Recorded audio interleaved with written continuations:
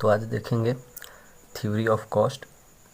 देखिए, theory of production में पहले हम लोग क्या पढ़े थे कि कितना फिजिकल आउटपुट आता है विद हाउ मच इनपुट, कितना इनपुट हम लगाते हैं तो कितना हमारा आउटपुट आता है। ठीक है, ये हम किस में पढ़े थे? थ्योरी ऑफ प्रोडक्शन में कि हम कितना रॉ मटेरियल, कितना अमाउंट, कितना लेबर लगाएंगे तो हमारा कितना आउटपुट निकलेगा। ये हो गया थ्योरी ऑफ प्रोडक्शन।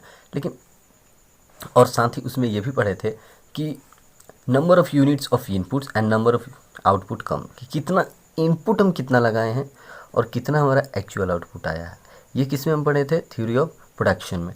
लेकिन थ्योरी ऑफ कॉस्ट में हम लोग क्या पढ़ेंगे? थ्योरी ऑफ कॉस्ट में हम पढ़ेंगे कि कितना इनपुट का हम लोग अमाउंट लगाएं। इनपुट मतलब आप कितना रॉ मटेरियल लाएं, आपका कितना लेबर लगा, कितना, एंड अमाउंट ऑफ आउटपुट कम, मतलब दोनों का अमाउंट।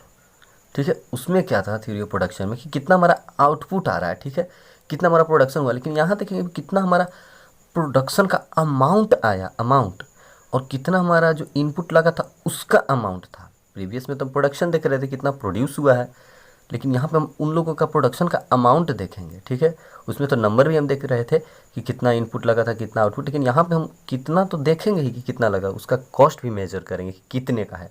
तो कॉस्ट में क्या है? अमाउंट भी हम मेजर करेंगे, किसका? इनपुट का और आउटपुट का। इनपुट मतलब जितना हम लगाए हैं पैसा वो, और कितना हमारा आया उसका पैसा।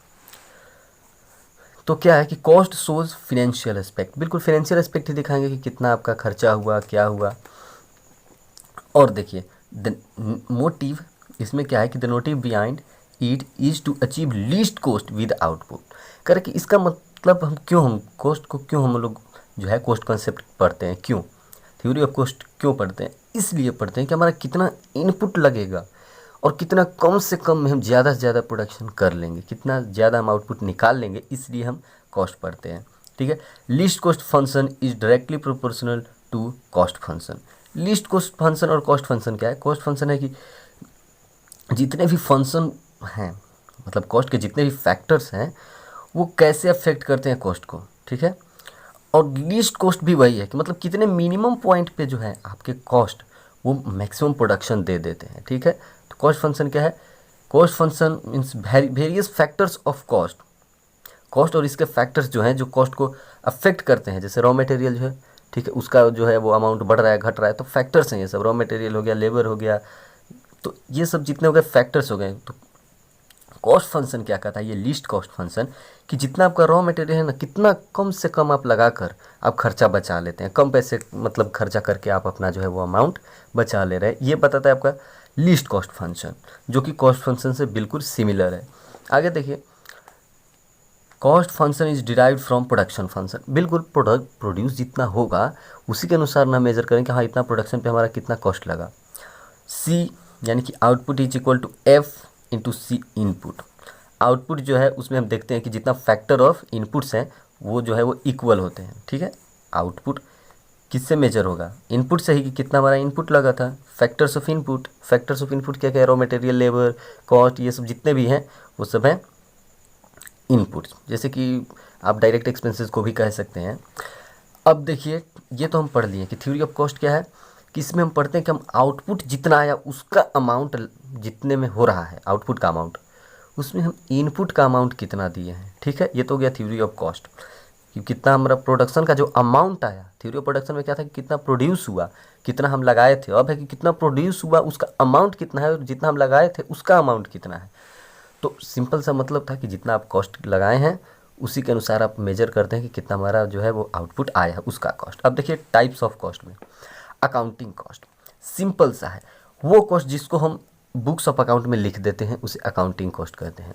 The expense carried in the books of account, जिसको हम बुक्स ऑफ अकाउंट में दिखा देते हैं। जैसे जैसे लैंड पर हमको रेंट मिलता है, लेबर पर हमें वेजेज मिलते हैं, कैपिटल के लिए इंटरेस्ट मिलता है, एंटरप्रेन्योर के लिए प्रॉफिट मिलता है।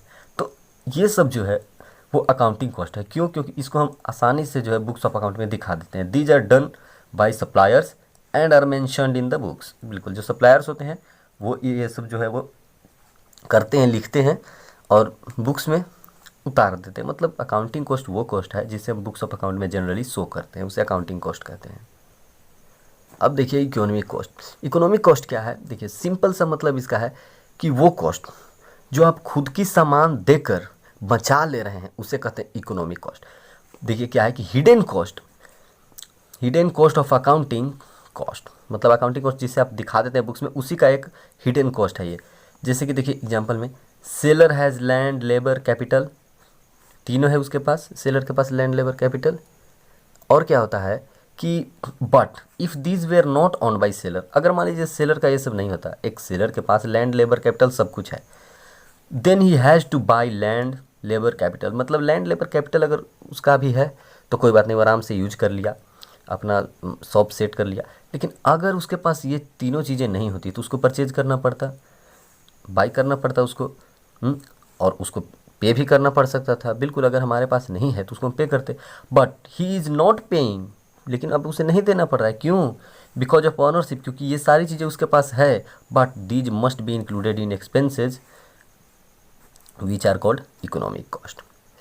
क्या है ना, इसका सिंपल सा मतलब है इकोनॉमिक कॉस्ट का कि जो चीज़ें आपके पास है उसको तो आप अप्लाई करें। मान लीजिए कि मेरे पास लैंड है, मैंने बिजनेस खोला और मैं पैसे कमा रहा हूँ 10,000 और देखा कि मेरा एक्सपेंसेस हुआ 2,000, यानी कि 8,000 प्रॉफिट। लेकिन हमें ये भी देखना चाहिए कि जो अगर हम लैंड लिए हैं तो लैंड का भी तो कोई कॉस्ट होगा। अगर वो लैंड मेरा नहीं होता तो हमें तो उसका कॉस्ट पे करना पड़ता, ठीक है। तो जब तो उसको भी हम कंसीडर कर लेंगे। लेट से अगर वो आपका 10,000 का टोटल प्रॉफिट हुआ है, ठीक है, 10,000 का टोटल प्रॉफिट, आपका 2,000 का एक्सपेंस हुआ, तो आप क्या कहेंगे कि मेरा 8,000 का जो है वो प्रॉफिट हो गया। लेकिन नहीं, आपको देखना कि 6,000 का तो आपका लैंड भी था। तो 6,000 का जब खुद का आपका लैंड था, हो सकता है अगर आपका ये नहीं होता तो आपको तो 6,000 पे करना पड़ता। तो 6,000 भी घटाइए इस 2,000 के साथ, यानी कि 8,000 घटाएंगे, आपका 2,000 ही सिर्फ प्रॉफिट आ रहा है। समझ में आई बात? वैसा है, मतलब जो चीज़ें आपके पास है उसको भी आपको कंसीडर करना है। तो जो कंसीडर नहीं हो पाते उससे ही कहते हैं इकोनॉमिक कॉस्ट, यानी कि उस चीज़ का कॉस्ट जो आपके पास है और आप उसको इंक्लूड नहीं कर रहे हैं बुक्स ऑफ अकाउंट में, ठीक है। आपको करना चाहिए। कॉस्ट फंक्शन क्या कहता है? ये फिनेंशियल एस्पेक्ट है, बिल्कुल। कॉस्ट हम इसमें पैसे को मेजर करते हैं। वहीं प्रोडक्शन की बात करें तो ये क्वांटिटी एस्पेक्ट है, हम इसको में यूनिट को देखते हैं कि कितना यूनिट हम लगाए हैं और कितना यूनिट हमारा बाहर आया है। लेकिन यहीं पर देखते हैं कि यूनिट कितना लगाया तो उसका पैसा कितना हुआ, और आउटपुट आया उसका पैसा कितना हुआ, कॉस्ट फंक्शन में वो देखते हैं। अब देखिए आउटले कॉस्ट, सिंपल सा है आउटले कॉस्ट कि the expenses which have been occurred, actually में जो कॉस्ट अकर हुआ है ना, जो आपका खर्चा हुआ है उसी को कहते हैं आउटले कॉस्ट। जो हो गया है वो हो गया आउटले कॉस्ट। अब देखिए अपॉर्चुनिटी कॉस्ट। अपॉर्चुनिटी कॉस्ट क्या है? मान लीजिए कि आप एप्पल खरीद रहे हैं, ठीक है। एप्पल आपको 10 रुपये में मिल रहा है, एप्पल आपको 10 रुपये में मिल रहा है। तो आप देखें कि आप ऑरेंज अगर ख़रीद रहे हैं तो वो आपको 12 रुपये में मिल रहा है। तो कौन आप खरीदेंगे? आप जा रहे हैं एप्पल खरीदने, फिर आप सोचें कि नहीं नहीं ऑरेंज खरीद ले रहे हैं, फिर सोचें कि नहीं ऑरेंज महंगा है, अब हम एप्पल ही खरीदेंगे। तो ये जो कॉस्ट है ना दोनों के डिफरेंस का, तो आप जब एक चीज़ों को छोड़कर दूसरे चीज़ों को हायर कर रहे हैं, उसको खरीद रहे हैं, तो उसी के जो कॉस्ट हो में डिफरेंस होगा, उसी को कॉस्ट को कहते हैं अपॉर्चुनिटी कॉस्ट। देखिए, the cost of best next alternative is called opportunity cost. मतलब कि एक चीज़ को छोड़कर जैसे ही आप दूसरे चीज़ को खरीदने जा रहे हैं, the cost of best next alternative, क्यों आप दूसरे को जाएंगे खोजने? आप एक सामान खरीद रहे थे, आप कहेंगे नहीं नहीं इसमें तो वो भी हो जाएगा, यानी कि आपको कोई अच्छा अल्टरनेटिव दिख रहा है सामने, ठीक है। मतलब दूसरा जो गुड्स है, एक को तो आप छोड़ दिए, ठीक है, अब सोच रहे कि नहीं दूसरा खरीदेंगे, ये अच्छा नहीं है, तो क्यों? उसका जो कुछ अल्टरनेटिव होगा ना, बेस्ट नेक्स्ट अल्टरनेटिव कुछ अच्छा होगा दूसरा, तो उसका जो कॉस्ट होगा ना उसे ही कहते हैं अपॉर्चुनिटी कॉस्ट। यानी कि एक चीज़ को छोड़कर जब आप दूसरे चीज़ को खरीद रहे हैं तो उसके कॉस्ट को कहते हैं अपॉर्चुनिटी कॉस्ट। अब देखिए नॉर्मल प्रॉफिट, सिंपल सा मतलब है नॉर्मल प्रॉफिट का। नॉर्मल प्रॉफिट क्या है? The profit which recover the cost. हम 10,000 खर्चा किए, 10,000 हमारा कॉस्ट लगा इनपुट और 10,000 का आउटपुट आ गया, ये हो गया हमारा नॉर्मल प्रॉफिट। जितना कॉस्ट उतना प्रॉफिट, नॉर्मल प्रॉफिट। तो वैसे ही सुपर नॉर्मल प्रॉफिट क्या होगा? सुपर मतलब कि जितना हमारा कॉस्ट था उससे ज़्यादा हमारा प्रॉफिट आया, ठीक है। हमारा जो एवरेज रिवेन्यू था वो ज़्यादा था एवरेज कॉस्ट से। तो क्या था? The profit which prevails over the given cost and part of revenue left is your positive economic cost, या अब नॉर्मल प्रॉफिट या फिर सुपर नॉर्मल प्रॉफिट। ये 3 नाम है, पॉजिटिव इकोनॉमिक कॉस्ट, एब नॉर्मल प्रॉफिट या फिर सुपर नॉर्मल प्रॉफिट। तो क्या कहता है कि जब आपका प्रॉफिट जो है वो जो कॉस्ट हुआ है आपका उससे ज़्यादा हो रहा है तो इससे कहते हैं सुपर नॉर्मल प्रॉफिट। वहीं नॉर्मल प्रॉफिट क्या था कि कॉस्ट के बराबर ही प्रॉफिट हो रहा है, लेकिन यहाँ पे प्रॉफिट ज़्यादा हो रहा है, एवरेज रेवेन्यू ज़्यादा हो रहा है, तो ये हो गया सुपर नॉर्मल प्रॉफिट। अब देखिए डायरेक्ट कॉस्ट। डायरेक्ट कॉस्ट क्या है कि जो आप मैन्युफैक्चरिंग में सीधे आपका लग जाना वही डायरेक्ट कॉस्ट है। जैसे कि देखिए ट्रेसिएबल कॉस्ट, जिसको ट्रेस किया जा सकता है, हम लोग जान रहे हैं कि हाँ इसको हम पकड़ सकते हैं, ये ऐसा कॉस्ट है जो एक्चुअली में हुआ है और किस पे हुआ है, तो ये वेरिएबल प्रोडक्शंस, वेरिएबल जो इनपुट्स होते हैं उसी पे होता है, ये वेरिएबल कॉस्ट होता है। ट्रेसिएबल कॉस्ट भी कहेंगे, वेरिएबल कॉस्ट भी कहेंगे। तो देखिए क्या होता है इसका मतलब, the cost incurred on production activities are direct costs. जो डायरेक्ट प्रोडक्शन में लग गए हैं तो उन्हें डायरेक्ट कॉस्ट कहेंगे। डायरेक्ट है तो वो ट्रेसिएबल, उसको ट्रेस कर सकते हैं, हम लोग जान सकते हैं कि हाँ ये कॉस्ट है। जैसे कि रॉ मटेरियल पे आपका लगा है कुछ कॉस्ट, ठीक है, लेबर पे लगा, तो ये सब क्या है, ये फैक्टर्स ऑफ प्रोडक्शन है। तो इसमें जो कॉस्ट लगा है प्रोड्यूस करने में, प्रोडक्शन सेल की बात नहीं करें, सिर्फ प्रोड्यूस में जो भी जो है वो कॉस्ट लगते हैं, जो भी खर्चे होते हैं उसे कहते हैं डायरेक्ट कॉस्ट। जैसे कि प्रोडक्शन कर रहा है कोई भी कंपनी, तो क्या करेगा, वो मटेरियल लगाता है, तो मटेरियल क्या हो गया, मटेरियल में जो भी खर्चा हुआ वो डायरेक्ट कॉस्ट है। क्यों, क्योंकि डायरेक्ट गुड्स पे लगा है, तो गुड्स पे लगने वाले जितने टैक्सेस हैं वो डायरेक्ट कॉस्ट होते हैं। अब देखिए इनडायरेक्ट कॉस्ट क्या है, सिंपल सा मतलब है कि वैसे कॉस्ट जो कि आप करें प्रोडक्शन या ना करें, ये लगने ही हैं, आपको ये ट्रेसिएबल नहीं है, आपको ये देना ही पड़ेगा, आप प्रोडक्शन करें या ना करें। जैसे कि आप मान लीजिए आप किसी गुड्स की जो है वो आपका शॉप है, ठीक है, आप उसको प्रोड्यूस करने के लिए आप सामान खरीदते हैं, जैसे मशीन खरीदे हैं कि हाँ भाई इससे जो हम वो जूस जो है निकालेंगे। तो जब आप मिक्सर लेते हैं ग्राइंडर, तो ग्राइंडर क्या हो गया आपके लिए, उसका जो कॉस्ट है वो इनडायरेक्ट कॉस्ट है। क्यों, क्योंकि देखिए प्रोडक्शन में तो आप जो भी एक्सपेंसेज किए हैं प्रोड्यूस करने में, जैसे कि आपका लेबर लगा जो भी, लेकिन ये जो है ना इनडायरेक्ट कॉस्ट, ये लॉन्ग टर्म का कॉस्ट होता है, ठीक है। फिक्स्ड कॉस्ट, ये देखिए इसका मतलब है fixed cost, the cost incurred on financial activities are indirect cost. कह रहा है कि जो भी फाइनेंशियल एक्टिविटीज पे लगती है, मतलब ये अदर देन प्रोडक्शन है, प्रोडक्शन से इसको कोई लेना देना नहीं है, ठीक है। अब कहेंगे कि प्रोडक्शन से कैसे लेना देना नहीं है, तो देखिए प्रोडक्शन से लेना देना किसको रहता है, जो एक्चुअली में उस चीज़ से रिलेटेड। अब हम कोई गुड्स बना रहे हैं तो उसमें हमारा खर्चा लग रहा है, उस पर लेबर कैपिटल जो भी खर्चे लग रहे हैं, तो वो सब तो डायरेक्ट कॉस्ट हो गए, डायरेक्टली उस पर लग रहे हैं। लेकिन अगर हम किसी को सैलरी दे रहे हैं, क्या डायरेक्ट कॉस्ट है, बिल्कुल भी नहीं है। क्यों, क्योंकि सैलरी तो हम देते हैं, जो प्रोडक्शन से इसका थोड़ा ही कोई लेना देना है, बिल्कुल भी नहीं है। इंश्योरेंस दे नहीं है, उसको लेना देना, डिप्रिसिएशन चार्ज हो रहा है मशीनरी पे, नहीं है उसको लेना देना प्रोडक्शन से, ये सब अलग है। तो जो भी प्रोडक्शन के बाद की होती है, जैसे कि P&L अकाउंट की जो भी एक्सपेंसेज होती हैं, वो सब जो होती है वो इनडायरेक्ट कॉस्ट होती है। और डायरेक्ट कॉस्ट क्या होती है, ये ट्रेडिंग अकाउंट की जनरली एक्सपेंसेज होती हैं। तो इनडायरेक्ट कॉस्ट मतलब कि नॉन ट्रेसिएबल कॉस्ट जो फाइनेंशियल एक्टिविटीज़ पे होती हैं, यानी कि प्रोडक्शन एक्टिविटीज़ पे नहीं होती, ये प्रोडक्शन एक्टिविटीज़ पे होती है। तो ये financial activities, finance, salary, wages, ये सब दे रहे हैं, तो उसको प्रोडक्शन से लेन देना है नहीं। आप ज़्यादा भी देंगे नहीं भी देंगे, मान लीजिए कि प्रोडक्शन नहीं भी हो रहा है, वो आप एम्प्लॉय रखें तो आपको देना पड़ेगा उसको जो भी है वेजेज सैलरी, तो उसको लेना देना है प्रोडक्शन से नहीं। तो ये जो है डिप्रिसिएशन, सैलरी, इंश्योरेंस, ये सब जो है वो फैक्ट्री की एक्सपेंसेस नहीं है। फैक्ट्री मतलब मैन्युफैक्चरिंग, तो फैक्ट्री के जो भी एक्सपेंसेस नहीं होते हैं, जो भी होते हैं हमारे जो हो गए वो सैलरी हो गए, इंश्योरेंस, ऐसे ऐसे एक्सपेंसेस जो हमारे बिजनेस में होती हैं, उसे कहते हैं इनडायरेक्ट कॉस्ट। इनडायरेक्ट कॉस्ट मतलब जो डायरेक्टली गुड्स पे ना लगे। वैसे ही हिस्टोरिकल कॉस्ट देखिए, तो परचेज को जितने में हम खरीदने में हमको लगा था रॉ मटेरियल, फिर उसको हम गन्ना खरीदे, फिर उसको चीनी बनाए, तो गन्ना खरीदे तो कितने के खरीदे थे, तो वही बात है। हिस्टोरिकल कॉस्ट मतलब परचेज कॉस्ट, कितना में आप खरीदे थे, ओल्ड कॉस्ट, ठीक है, सिंपली सा इसका मतलब है ओल्ड कॉस्ट।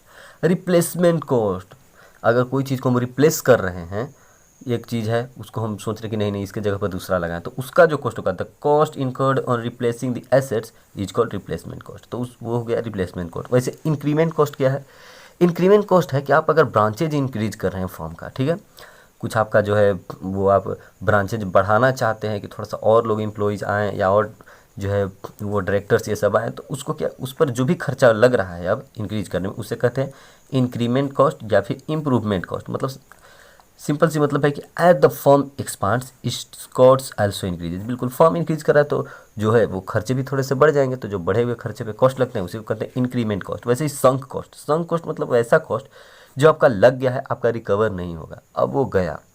जैसे कि मान लीजिए कि expenses on research and development, कुछ रिसर्च और डेवलपमेंट पे आप जो है रिसर्च कर रहे थे, तो उस पर खर्चा लगा आपका कि हाँ ये प्रोडक्ट्स ऐसे प्रोड्यूस करना है वैसे प्रोड्यूस करना है, तो क्या जो आप खर्चा रिसर्च डेवलपमेंट पे लगा दिए वो आपका फिर से मिल जाएगा, नहीं, वो तो क्या एक बार हो गया ख़त्म, वो रिकवर नहीं किया जा सकता, तो वैसे कॉस्ट को कहते हैं संक कॉस्ट, यानी कि जो लग गया और वो उतना खर्चा हो गया। अगर देखिए फिक्स्ड कॉस्ट क्या है कि जो भी जितने भी आप जो है वो फिक्स्ड एसेट्स जो है वो परचेज करते हैं आप, उसे ही कहते हैं फिक्स्ड कॉस्ट। ठीक है। Expenses of fixed factors having no relation with output, relation output से इसका है ही नहीं, क्यों? क्योंकि ये तो फिक्स्ड कॉस्ट है, और वेरिएबल कॉस्ट जो होता है उसका रिलेशन होता है। आगे भी देखिए, नीचे भी वो भी है, दोनों को एक ही साथ समझिए आप कि the cost incurred on variable factors and concern with the output controllable cost कहते हैं इसे। तो देखिए कह रहा है फिक्स्ड कॉस्ट और वेरिएबल कॉस्ट दोनों को एक ही साथ समझिए। फिक्स्ड कॉस्ट मतलब आप मशीन परचेज किए प्रोडक्शन के लिए, ये हो गया आपका फिक्स्ड कॉस्ट। और वेरिएबल कॉस्ट क्या हो गया कि जो आप रॉ मटेरियल लाए हैं, ठीक है, जिसको आपको कन्वर्ट करना है, वो हो गया वेरिएबल कॉस्ट। तो वेरिएबल कॉस्ट तो आपको बार बार करना पड़ता है बार बार। क्यों? आप बार बार सामान लाएंगे, बार बार बेचेंगे। लेकिन फिक्स्ड कॉस्ट क्या, बार बार मशीन लाएंगे, बार बार आप मिक्सर जूसर ये सब बार बार लेंगे? नहीं लेंगे। तो फिक्स्ड कॉस्ट जो है ना वो फिक्स्ड फैक्टर्स पे लगते हैं। फिक्स्ड फैक्टर मतलब जो फैक्टर को हम रिप्लेस नहीं कर सकते। कोई भी बिजनेस में जो फिक्स्ड एसेट्स पर कॉस्ट लगता है ना, उसे कहते हैं फिक्स्ड कॉस्ट। और जो वेरिएबल फैक्टर्स पे लगते हैं उसे कहते हैं वेरिएबल कॉस्ट। वेरिएबल फैक्टर्स मतलब रॉ मटेरियल, लेबर, ये सब हमेशा बढ़ते घटते रहते हैं। लेकिन फिक्स्ड कॉस्ट जैसे कि मशीन हो गया प्रोडक्शन का, उसे हम इधर उधर नहीं करते। तो फिक्स्ड कॉस्ट और वेरिएबल कॉस्ट में मेजर डिफरेंस यही है कि फिक्स्ड कॉस्ट जो है वो फिक्स्ड एसेट्स पे लगते हैं, और वेरिएबल कॉस्ट जो है वो जो यूनिट्स हैं प्रोडक्शन के या फिर वेरिएबल फैक्टर्स है जो रॉ मटेरियल ये सब उस पे लगते हैं। ठीक है।